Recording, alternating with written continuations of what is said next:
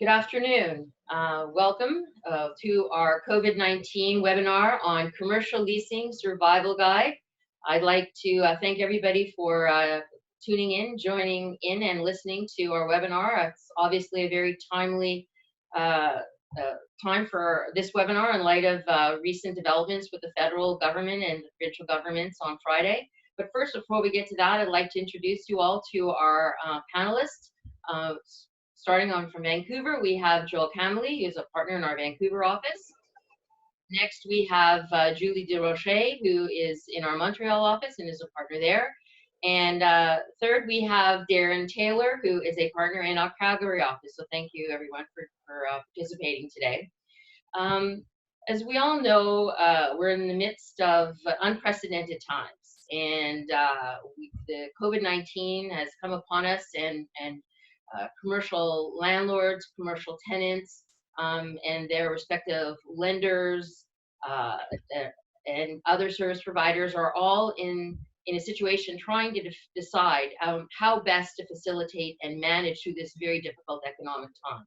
The government, the federal government and provincial governments, and even municipal governments have been trying their best to put together various relief programs.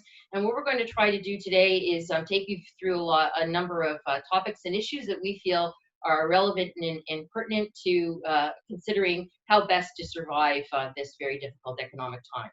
The first thing I'd like to do is to talk about, to have a cross-country checkup, essentially, of the state of emergency legislation and the definition of essential workplace.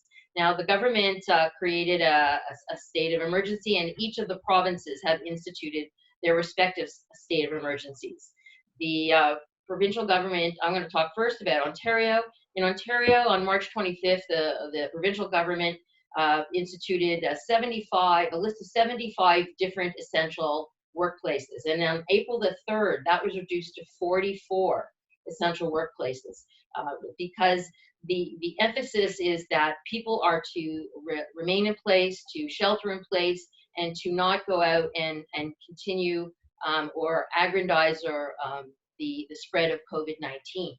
And so this has obviously, I don't need to tell any of you watching today, just being Canadians living in this world of ours, that businesses have had to close down, offices have effectively, for the most part, shut down, and people have moved all of their business to the extent it's possible to be working from home, and it's made it very, very difficult. I'd like to ask Darren to comment about Alberta. Darren, can you comment about what the state of emergency and the essential workplace legislation is in Alberta? Sure, Susan. So in Alberta, under the Public Health Act, there have been some public health emergency orders that have come out. They did come out in progressively, much like they did in Ontario, where initially there was restrictions on gatherings of over 50 people, and then that was reduced down to 15 people. There is, however, some exceptions for essential businesses. Essential businesses or essential services in Alberta, if they're not restricted, these essential services can have more than 15 people on a work site, and they can even have some allowances for not observing social distancing, just because sometimes they can't, as long as they have other risk mitigation strategies in place.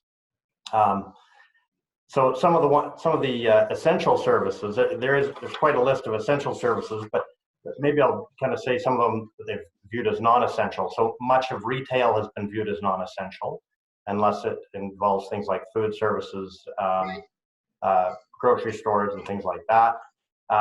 Restaurants, cafes, they've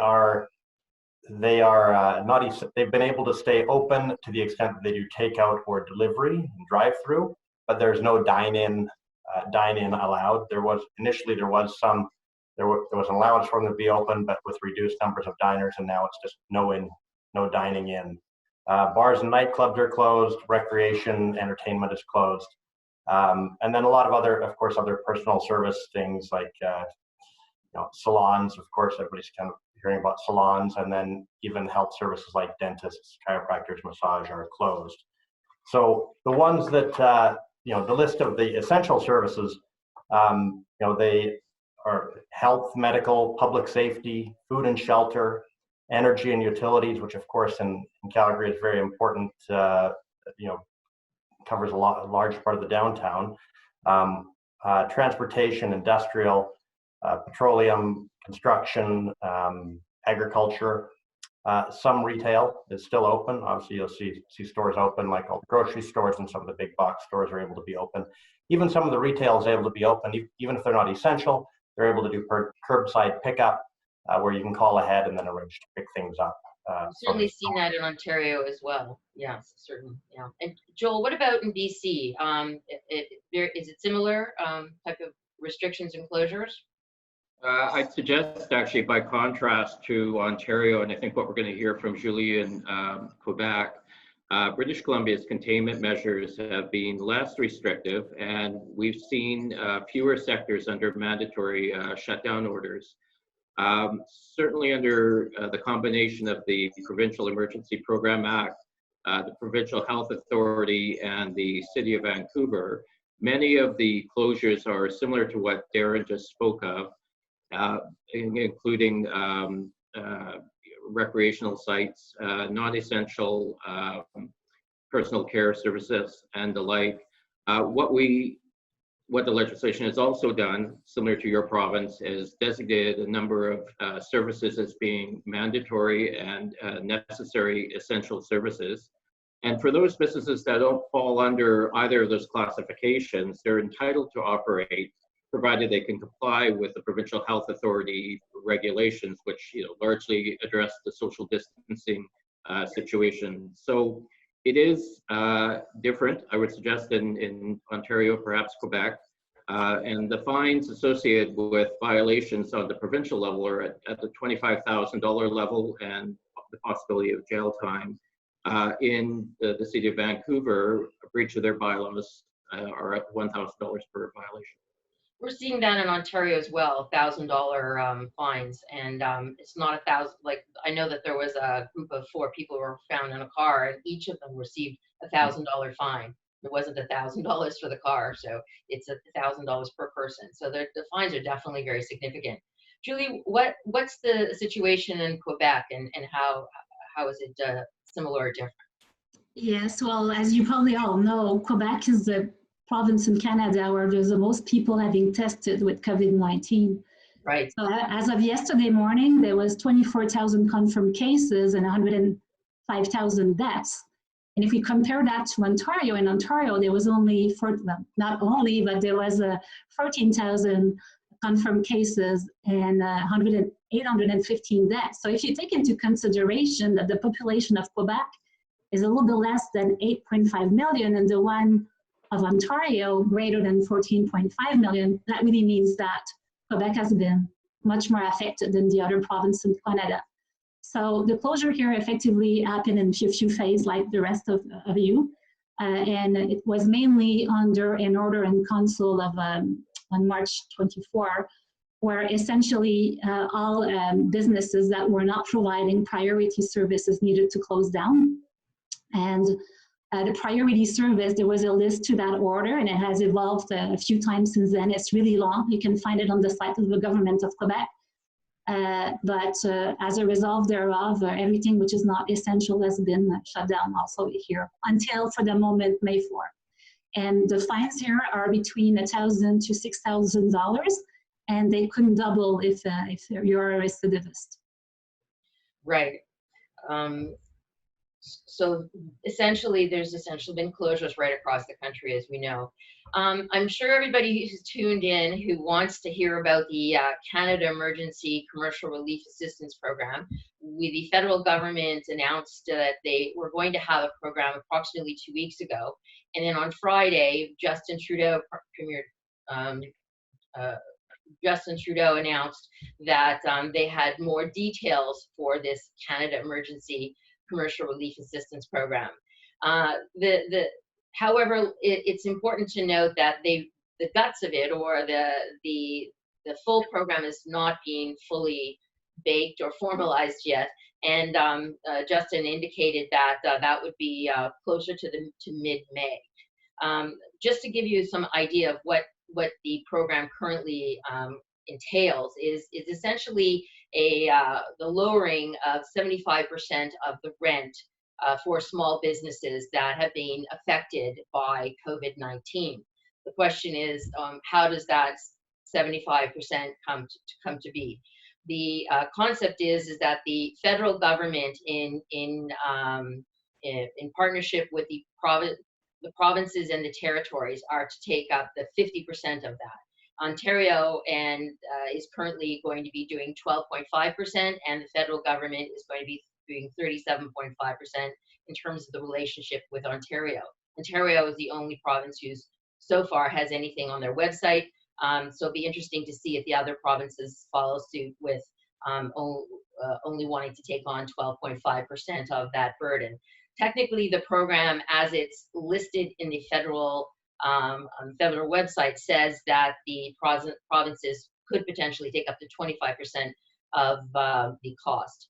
So the second element is that the landlords are being asked to take on 25% of the burden of the rent.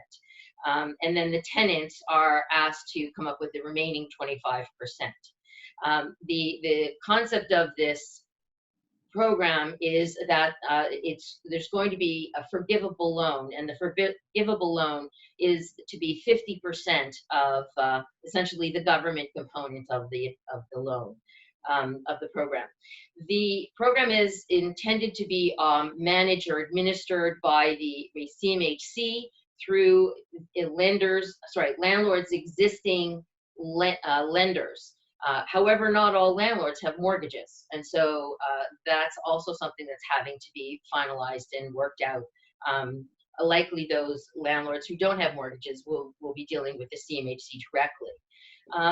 The other thing is that in order for the program to work, the tenants will be required to enter into rent forgiveness agreements with their landlords, and that the tenants will agree to be obligated to pay 25% of their rent, and the landlords will agree not to enforce on any enforcement on the leases for the period of the 3 months. The 3 months are going to be designated as April, May, and June.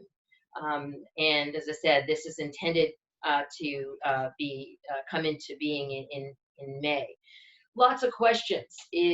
Rent, is it gross rent? Is it basic rent and additional rent? Operating costs, not certain.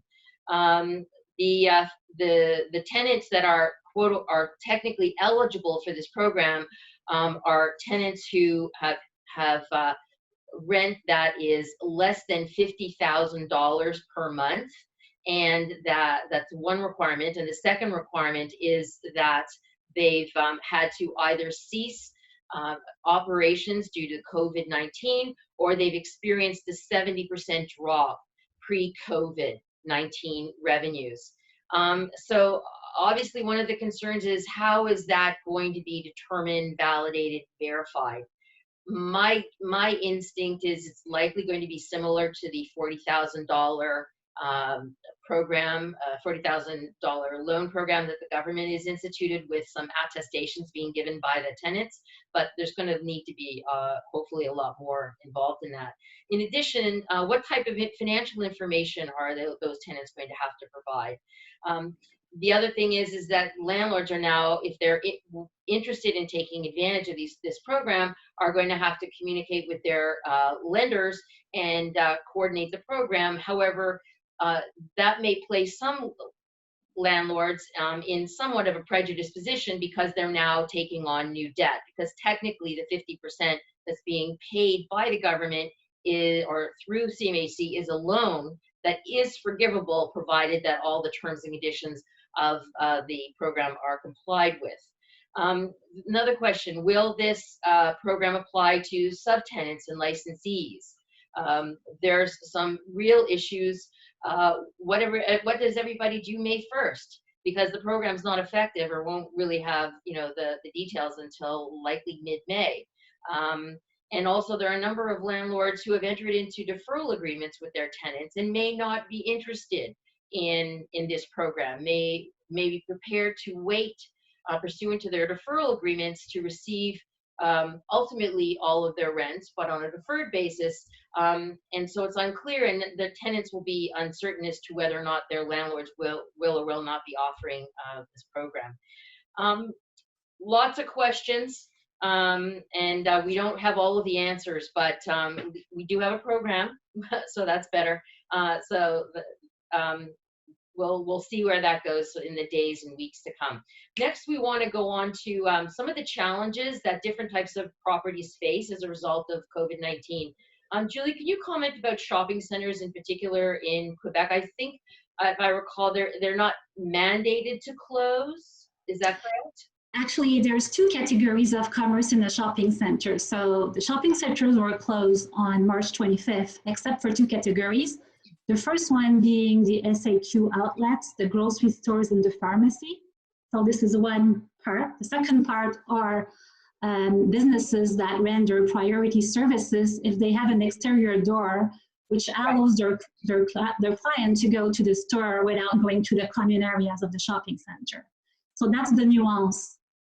So if you're a SAQ outlet, a drugs pharmacy, or a grocery store, you don't need the exterior door, like I believe that you need in the rest of Canada.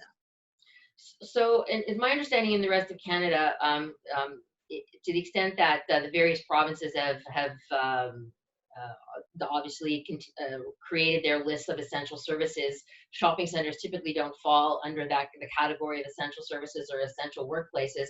As Julie mentioned, certainly to the extent that there are exterior doors and there might be grocery stores, or might be pharmacies or potentially even restaurants that can facilitate takeout, those types of businesses can continue to operate if they so choose.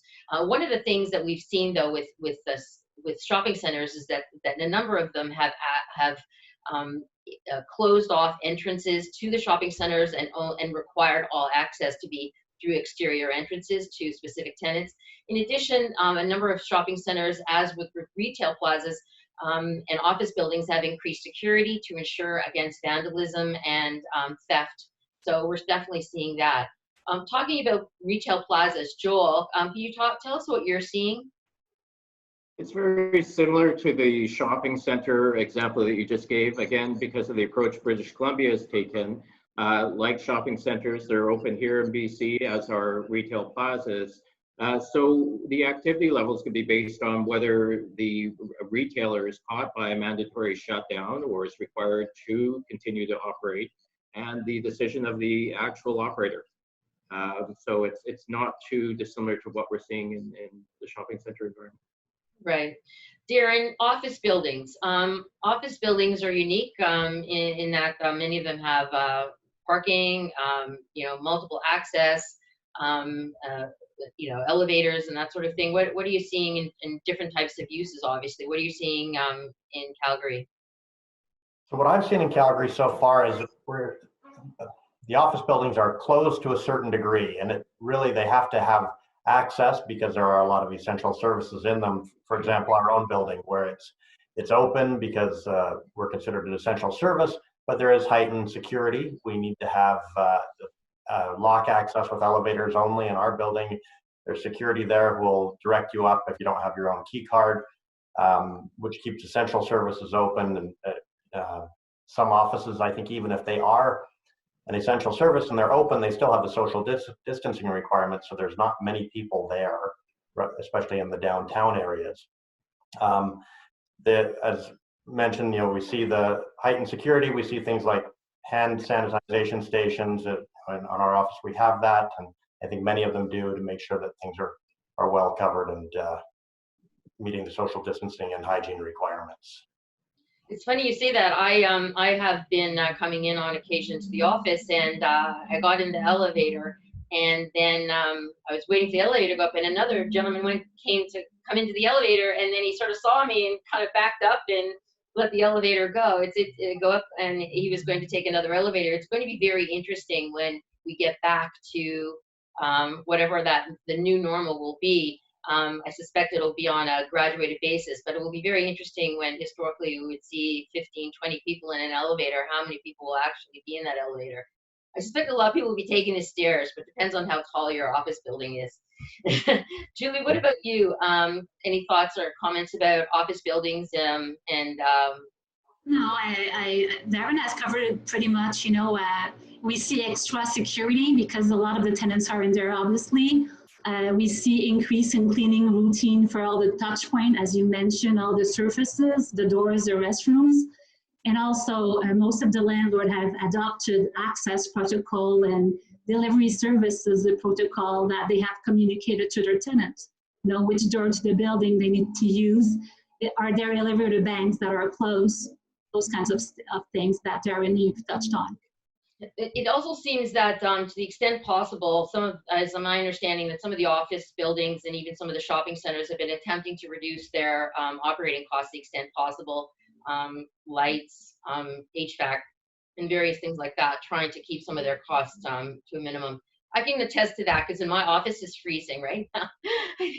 But I guess it's every penny counts, so it's a good thing. Mixed use, obviously, right across the country, there are many, many types of mixed use buildings, whether they're everything from a parking component, retail, residential, office, and so it's quite interesting. We're seeing similar restrictions and limitations on mixed use, and so I think all of those are quite very much the same.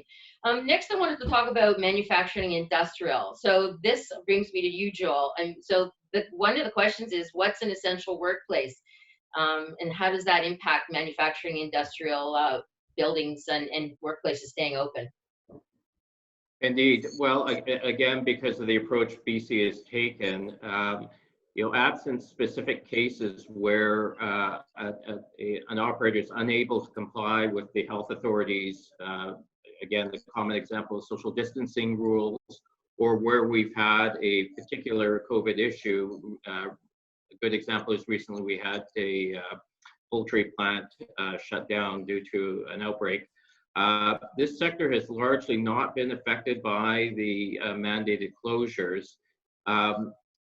So what is coming forward are issues where the operators of manufacturing and distribution facilities are running into supply chain disruptions based on the fact that the ultimate user, often retailers, aren't able to or are not willing to accept the product line or new orders, which is causing some financial distress for those operators and warehouse operators. Also, there is legislation on the books right now, or an order by which we have a provincial supply chain commission. Their job is, as the name implies, to ensure that there is the maintenance of the distribution channels for essential goods and services. That order does allow for the province, if necessary, to take control over warehouses and other facilities to achieve those goals. But to your point, I think what's important, particularly around the discussions between landlords and tenants about rent abatements and deferrals, is that there are a number of facilities that are under the essential service legislation. And to me, that's an example of why the factual matrix is really important for landlords to understand before these negotiations come into play. That's a very good point. I think also we should tell our viewers to be, I mean, everyone hopes that, a vaccine will be found and when, we're able to get back together and enjoy a drink on a patio, things will be better. But there is some suggestion that we may unfortunately go back into a second round in the fall, and then that will take us into the winter. And I think one of the things we would suggest to the landlords that you consider, to the extent that you have, whether it's a retail location, a manufacturing location, that you check on the water and the heat to make sure that if you do get into the winter months, and fortunately, hopefully, even in Alberta, it's not that cold anymore. But hopefully, when we get into the winter, if there is again sheltering in place and certain businesses are closed down, definitely recommend to landlords to maybe do implement some type of maintenance and check system to ensure that their buildings are okay. Also, to the extent that there are any buildings that are left vacant, that could affect insurance. And so landlords should double check on that and also advise their insurers if they determine that there's some buildings that have been left vacant. even though there might be product and the tenant may still be technically in possession, the effect is that the premises are vacant. Next thing I wanted to talk about is communication. And this may seem simplistic, but to be perfectly honest, one thing we're seeing is that, and it's human nature, that people sometimes when things get so difficult, you want to hide your head under the covers or do the old ostrich, hide your head in the sand. But I think as landlords, to the extent that we have landlord viewers or even agents or brokers and tenants, really it's about communicating. The landlords communicating with the tenants and the tenants communicating with the landlords. And to the extent that the landlords are able to assist some of their, and no disrespect to tenants, but sometimes it's the tenants who aren't really looking or being aware, may not be aware of all of the relief programs that are currently being offered. It's a really good thing, and I really highly recommend the landlords to pull up some of the great websites. The government has an amazing website. Ontario does as well, but the government website is actually, it's canada.ca, EN Department-Finance Economic-Response-Plan. And you can actually go under support for individuals, support for businesses, or support for sectors. The support for businesses is amazing. It has on basically a click basis all the various programs that are currently being offered and the current status of those programs. And so I really highly recommend that people do that. In addition, our law firm, as other law firms, have great COVID pages and links. There's a number of webinars. Even a lot of accounting firms have a lot of great information. So there's a lot of great information that's out there that's for free. And it's really important to take advantage of it. One thing I've been hearing, I've talked to someone and they'll tell me that they've had to lay some people off, and I've said, oh, have you considered, some of the employment subsidies? Like, oh, they didn't really realize, or they didn't fully appreciate it. So really communicate with each other and try to take advantage of those relief programs. Joel, landlord due diligence. What type of due diligence can you recommend that landlords do in connection with potentially offering rent relief program opportunities to their tenants? Yeah, it's very topical because, as landlords make inquiries, which I'd be happy to go through now, tenants or particularly tenants who are private companies are now operating in an environment where they're being asked to make disclosure of information that would otherwise not be normally granted to a landlord during the tenancy relationship. My advice has been to start from basics, and that is when there's a rent deferral or abatement discussion about to happen or starting, the first step is to look at the current identity of the tenant. I mean, that is more of a lawyer's position than in that dialogue. But now is the time to review the tenant's corporate status, to see if there's been an amalgamation or other corporate reorganization that the landlord was not aware of, to review against the lease whether consent was required and whether it was was not given. Certainly the financial status of the tenant is important to understand. It is absolutely normal for a landlord to make reasonable inquiries of the tenant's past sales, current sales projections, which is quite obvious what the case may be, the extent to which it's mitigated losses, and the extent to which it has made application to some of the government programs that we've talked about here. And during that review, it's also important for a landlord to take a moment and review property taxes to the extent that that has been left in the charge of a tenant, and the tenant's insurance. And that's reviewing against the coverage requirements under the lease. So these are all normal asks during that discussion between landlord and tenant. And out of that discussion, and there may have been concerns prior to the COVID situation, but the landlord may have concerns about the financial covenant of the tenant. And in consideration of the landlord making any type of rent concession, it is absolutely appropriate to start a discussion about whether more security or the addition of an indemnifier to the lease is warranted. The landlord is being asked to take some risk here and certainly potentially a financial hit. And to the extent the landlord can secure that position or mitigate that risk, that's a valid ask of a landlord. Can I just ask you, so you talked about rent relief, and we talk about abatement and deferral. Just quickly, what's the difference? Like you just explained to our viewers the difference. I mean, I'm sure many people know, but just quickly, the difference between an abatement and a deferral. Certainly, very important. An abatement is the forgiveness of rent, and the duration of that forgiveness or the scope of it is absolutely is a matter of contract.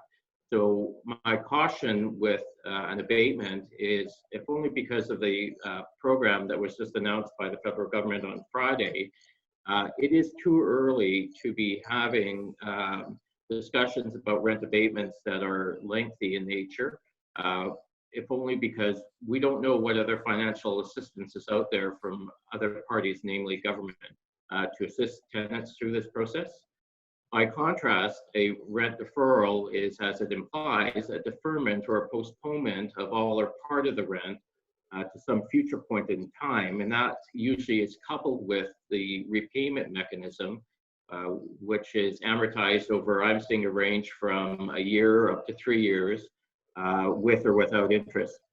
Right. Okay. So I think that's very helpful. Darren, I'd like to landlords. They come in all shapes and sizes, and I think it's important, for those who are viewing who are tenants to understand that landlords are accountable to other people as well. They're accountable to their lenders. They're accountable to service providers. Could you just talk about that a little bit? Sure, Susan. So the key thing, I think, two things. First, I think tenants need to be understanding of landlords. They're not, no matter what their size, they're not the big bad landlord, because they have obligations to these other parties. You could have a large landlord who has major covenants and loans to lending institutions, or small landlords, or we just really don't know. It varies among all of them to what degree the project is paid for and what their expenses are. In fact, for a landlord to make some sort of a rent concession or rent relief, they probably need to get permission from their lender before they do that. And that'll be a provision in their loan agreements and in their mortgages. Good point. In addition, there are other parties relying on a landlord. For example, the service providers, they have contracts for maintenance, whether it be landscaping or, fortunately, snow removal's gone for now. And but all these other service providers to the buildings that are also relying on the landlord. So it's kind of a chain of events. You can't just stop one of them and expect it to all be fine. Yeah. Good point. Next, I wanted to talk about the thing that we're getting lots of emails about, lots of calls. That Julie smiles because she knows force majeure. I mean, what are some of the arguments that tenants can potentially put forward to say that they're not going to pay their rent, or they don't feel that they should be paying their rent? Julie, could you comment about force majeure? And I understand it's a little different in Quebec than in the rest of Canada. So just talk about that a little bit. Yeah, well, first of all, it's really important to review your lease to see if you have a force majeure clause. But pay particular attention, because a lot of the time those clauses are solely to the landlord's benefit. And when they're to the benefit of both parties, they usually do not excuse the tenant of fulfilling its monetary obligation as paying rent. Right. So this being said, if we look at it from the, actually, I'll skip something to go to Quebec, because let's say that you're in a situation where you don't have any force majeure clause, but you're in Quebec. Section 1472 of the Civil Code specifically deals with force majeure. Right. So if it's not written in your contract, a tenant could argue force majeure, but in order for the tenant to do so, he needs to prove that the event was meeting 3 characteristics. He needs to prove the unpredictability of the event, right. The irresistible nature, and its exteriority. And the proof of the irresistible nature is really hard, because it needs to be the absolute impossibility of fulfilling its obligation. So as we know, a tenant under a lease has mainly not much obligation other than paying the rent, sometimes to continually occupy and sometimes to make some repairs. So I believe that landlord will have the arguments of saying, particularly with the new rent release, the new rent grant, and the fact that the COVID-19 is a temporary situation, well, the landlord will have good argument of saying, well, okay, yes, tenant, perhaps you had difficulty paying your rent, but you were not in the absolute impossibility of paying your rent. But on the other hand, if you look at it from the landlord's point of view, the landlord will have strong argument of saying, well, because of a complete shutdown, I was in the impossibility of renting certain services that I usually do, or to fulfill my obligation under co-tenancy clause, or granting complete access to my office building or to my shopping center. So I strongly believe that it's going to be much more to the advantage of the landlord than the tenant. I believe, Darren, that you wanted to look at it from the tenant's point of view. Yes, and I think it's also more than just that. There's different elements of force majeure. When we think about force majeure, there are actions that the tenant and the landlord have to take. Maybe a tenant may have a continuous operation clause, very common in retail provisions and retail leases. There may be co-tenancy clauses, again, that's common in retail leases. And these are things that under the current circumstances with COVID-19 are not, these are things that probably landlords and tenants can't meet. And I think that would, force majeure would apply to that or quite likely apply to that where it's outside of their control, they were unforeseen, and they're unable to deal with them. Again, it's really important to look. Darren, I guess if it's not in the lease or in the contract, then they're not entitled to it, as opposed to in Quebec where there is a civil code, right? Is that correct? Right. I think there could be some common law where you could have an entitlement to force majeure. But I think one of the things to consider is most leases do have a force majeure, they might call it an unavoidable delay clause. Right, so right. It would be the norm to have that. You should look at that very closely. And most of them do tend to be favor the landlord, and they say that rent or financial obligations are not covered by force majeure. Not necessarily, but quite often. One of the arguments now we've also been hearing is frustration. Typically, right. So can you comment about frustration? And that's obviously a common law, right? It's not necessarily one that's within the contract itself. So what is frustration, if someone was to claim that? Right. So frustration has some connections to force majeure, but it's a stronger remedy. So frustration of a contract occurs where situation has arisen and for which the parties didn't make any provision on the contract. That's why you don't see frustration clauses built in. In such instances where performance of the contract becomes, let's say, a thing radically different from that which was undertaken in the contract. So right. Where there's been some event that the parties couldn't have anticipated, and it's such a radical change that it makes the contract impossible to perform. And the difference in force majeure, and another major difference in force majeure and frustration, is force majeure is usually a time-limited thing where it doesn't end the contract, but it puts it on delay. So the lease might be delayed, or payment of rent might be delayed, whereas in frustration, the contract's at an end. So it's a very broad and strong result.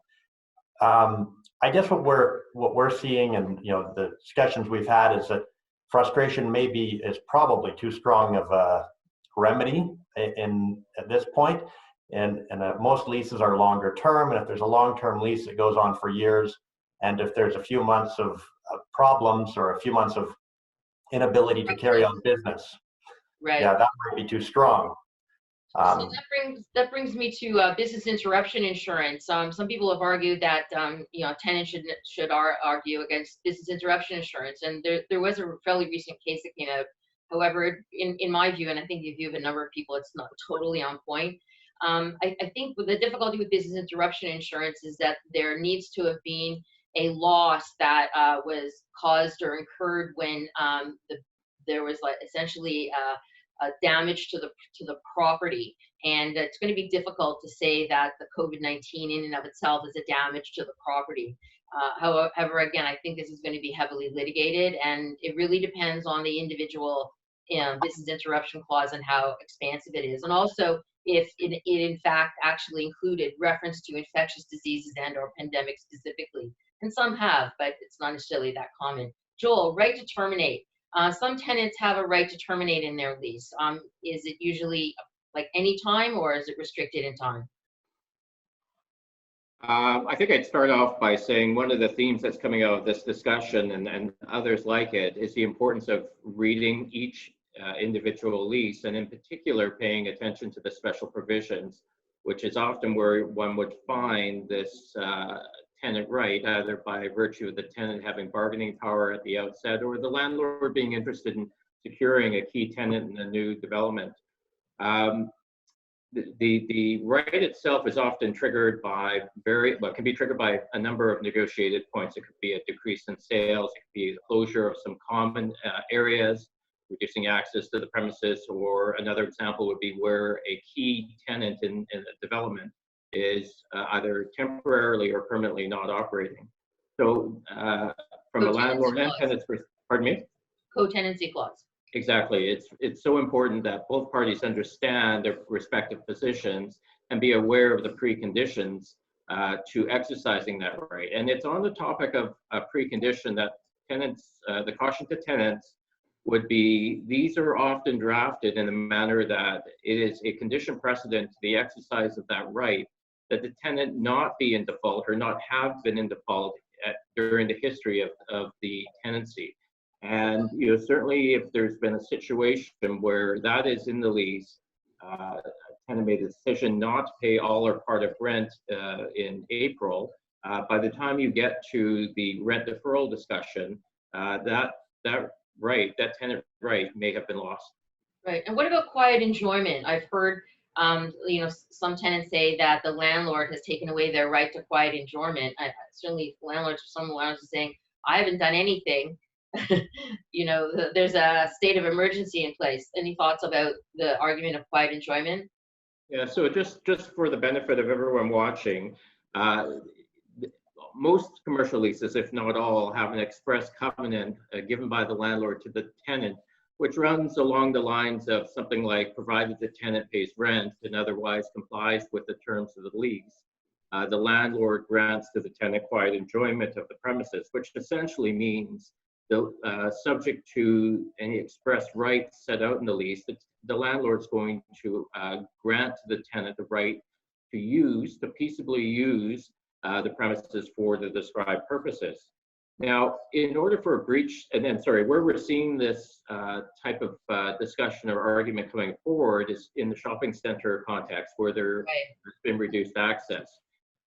For a breach of this covenant to be demonstrated, it has to be shown that it's the action, either indirect or direct, of the landlord, and that the landlord foresaw or should have foreseen that its action would cause some substantial interference with the premises, tenant's use of the premises. So a classic example is where the landlord is regularly interfering with access to the premise. That is a tried and true example of a breach of quiet possession.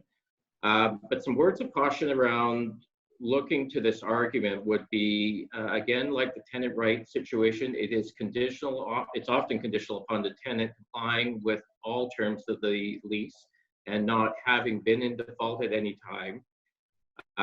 It is also relevant to look at whether the landlord is complying with a government order or whether it was done voluntarily.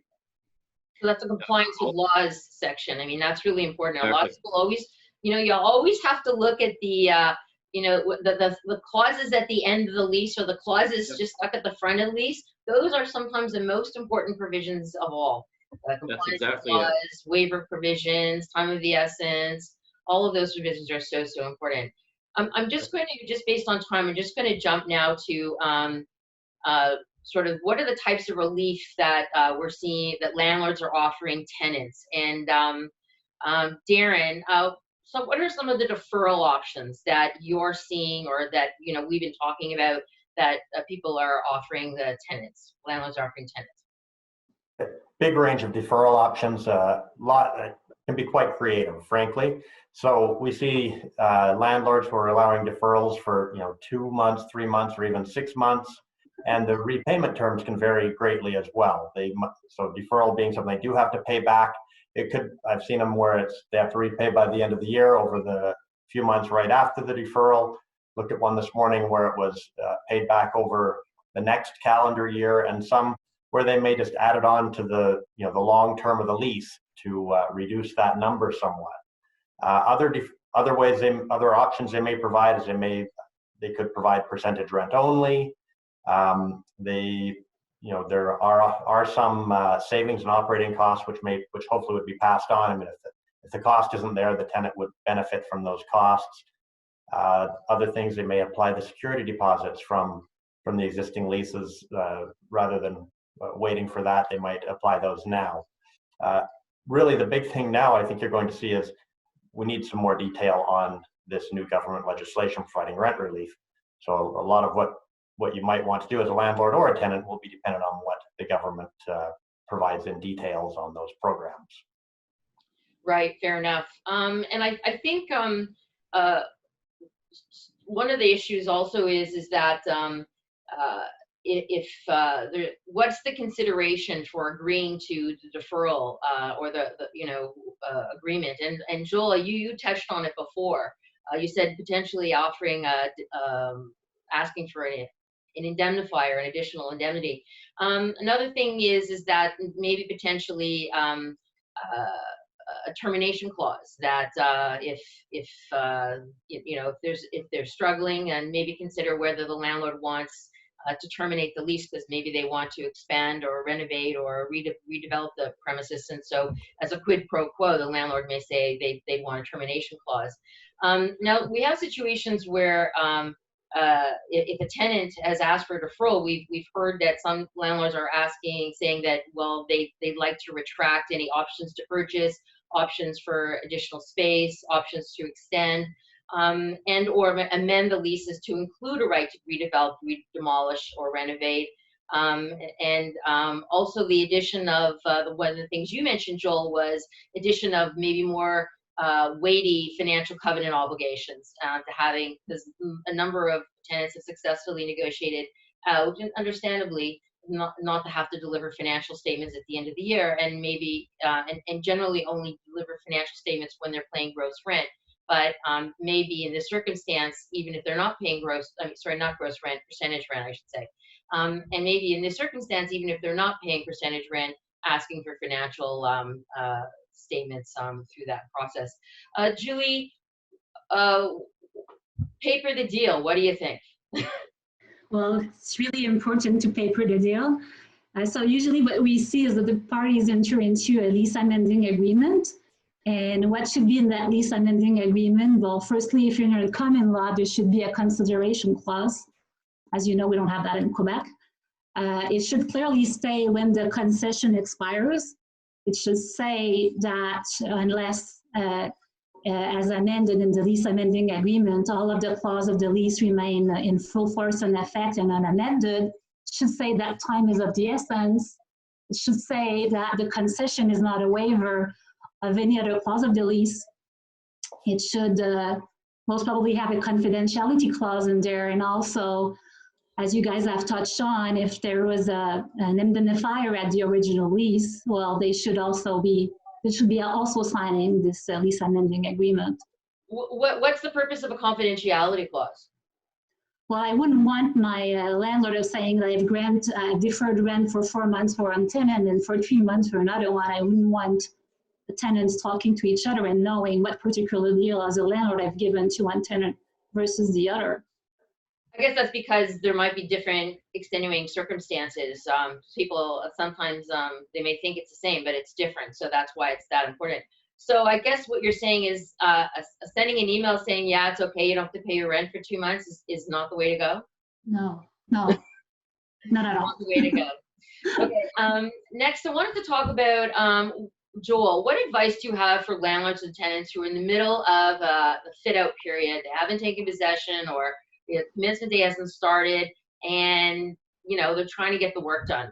What are some thoughts and things that we should be thinking about and structuring, or maybe restructuring deals that have already been documented?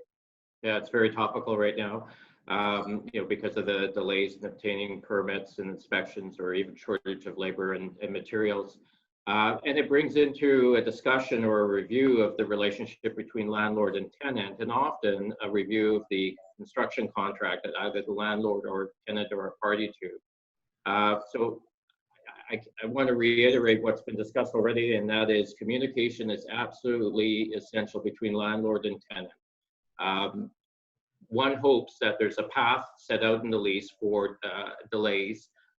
If the build-out provisions have been properly drafted, it will contemplate a scenario for what happens when there is a delay. And as do most construction contracts, and the force majeure clause does come into focus during these circumstances. But because of the uncertain nature of what we're facing, I go back to communication.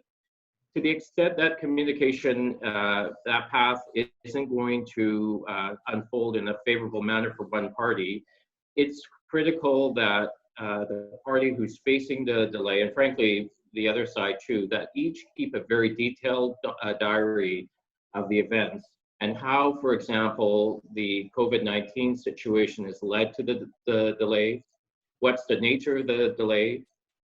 It's critical that parties pay attention to notice provisions. Often when there's a delay, there's a strict protocol for giving notice of that delay, and it must be followed to the letter. Other points would be, what steps has the party facing the delay taken to mitigate that delay, and detailing how the construction path has been interfered with. And now, because of the time that's lapsed between the beginning of this pandemic in the Canadian context and where we are today, I would suggest that a number of these issues have been identified and discussions are already happening. And we're kind of at a point now where it's time for parties, to the extent that a resolution isn't on the horizon, to start retaining delay consultants to quantify the scope of the loss or the potential loss caused by those delays. But document. Yeah, I mean, that's the bottom line. I mean, document. And so I guess, where we go from here. What we know is that everything's uncertain right now. There's been, to the extent that our clients are often calling and sort of asking us to take the crystal ball out and figure out where we go from here. I think right now, especially since the new Canadian Emergency Commercial Rent Assistance Program is sort of come out, but not fully come out, and we really don't know the full details of it just yet. It is probably, as you suggested, Joel, best if you're in a circumstance that you continue with a rent deferral until such time as, if one has been put in place. If one hasn't been put in place, it's obviously up to the landlord. But to continue with that until such time as we understand what the actual details will be of the Canadian Emergency Commercial Rent Assistance Program will be. I've noticed we've gotten a number of questions. We don't have a lot of time left, and we still have a few things to talk about, but there seems to be a number of people have asked, what if you have multiple locations? I think, and it's unclear yet, but I believe that the program is really focused and oriented towards small and medium-sized businesses. And what will likely happen is those businesses who operate multiple locations under the same corporate entity will likely not qualify for the new program. So it's something, but we're not certain just yet. It's highly unlikely that the government will offer a more significant program for larger tenants, but we don't know. In 2008, the government bailed out Chrysler and GM, so who knows? It'll be interesting to find out. And similarly, we don't know if the pandemic will subside and hopefully will flatten the curve, but it may come back in the fall and potentially the winter. So there could be additional programs that may be available in the future. But what we do know is that every day, everything changes. And we're going to have to, and landlords and tenants will likely have to revisit any deferral agreements or abatement agreements they've made, and to reconsider where those businesses are. What's also really important, and I think something that is likely fairly fundamentally different than the recession that we had in 2008, the economic downturn, is that people are just going to be different. I think it's going to be a period of time before people are going to feel comfortable going to concerts and going to movie theaters and going out to listen to music and going to crowded bars and entertainment. Hopefully it won't be that long, but likely I think people are going to be changing the way they interact with one another. And so there unfortunately may be some industries or businesses that may not be able to recover, and hopefully but there'll be others that can recover. And it'll be a coordinated effect between the parties, landlords and the tenants and the lenders and the government and the service providers working together.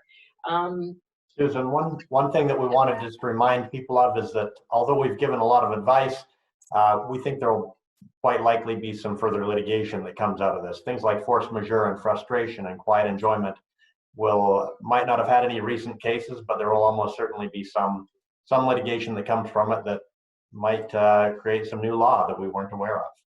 I think that's absolutely going to be the case. I mean, we typically see that happens after there's an economic downturn. One of the things we often also see is the courts tend to favor what they perceive as the party with deeper pockets, which may or may not be fair. It's the court of equity. But Julie, can you give us some final thoughts on some of the things that we should be thinking about as we move through this difficult time? Well, final thoughts. I have to end this by saying, ça va bien aller. We're all in this together. I think that we've touched on the important things to review your lease and not to assume what your lease says. We've mentioned to you that communication is key, and we encourage the landlord and tenant to keep themselves apprised of their situation punctually. We've mentioned to you it's really important to document your deal. And for those leases that are being negotiated right now, the parties will have to take into consideration all of the issues we've discussed today and the fact that this virus might be recurrent. So in the drafting, there needs to be latitude in there, no fixed delay, provided that the parties act diligently in good faith, without dragging their feet. If this comes back, it shouldn't be the fault of the landlord or the fault of the tenant.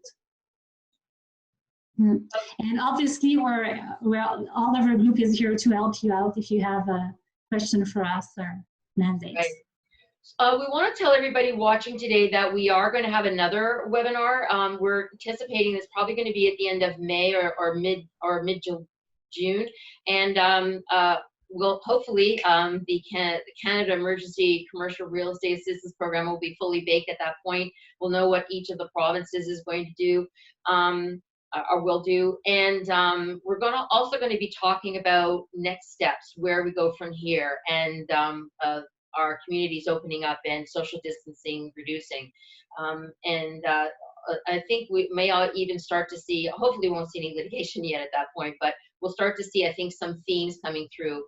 So we're going to be having that next webinar, so we'd really invite you to attend and watch. I want to thank Joel Camely from our Vancouver office. Thank you, Joel. I want to thank Julie DeRocher from our Montreal office. And of course, I want to thank Darren Taylor from our Alberta office, our Calgary office.